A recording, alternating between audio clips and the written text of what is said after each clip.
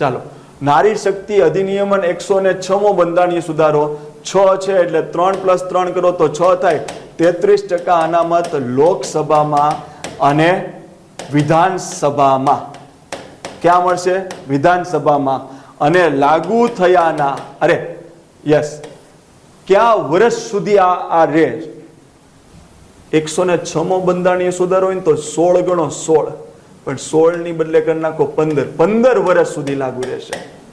જો 15 વર્ષ પછી પાછું મારે લોકસભા અને વિધાનસભામાં મહિલાને અનામત આપવું હોય તો પાછો બંધારણીય સુધારો કરવો પડશે. જેમ SC/ST ને લોકસભામાં રિઝર્વેશન છે એના માટે 104મો બંધારણીય સુધારો કરવામાં આવ્યો છે કે SC/ST નું લોકસભા અને વિધાનસભામાં રિઝર્વેશન 10 વર્ષ માટે રહેશે, એટલે કે 2029-30 માટે રહેશે.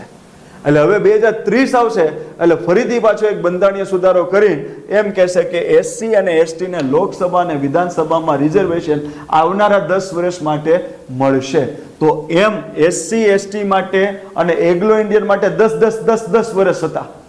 એગ્લો ઇન્ડિયનને રિપીટ નથી કર્યું 104માં, પણ મહિલા માટે જે રિઝર્વેશન લાવવામાં આવ્યું છે 10 વર્ષ માટે નહીં, કેટલા વર્ષ માટે? 15 વર્ષ માટે. તો 106 15 વર્ષ, 33% લોકસભા વિધાનસભા, નારી શક્તિ અધિનિયમ 3 માર્કમાં સવાલ.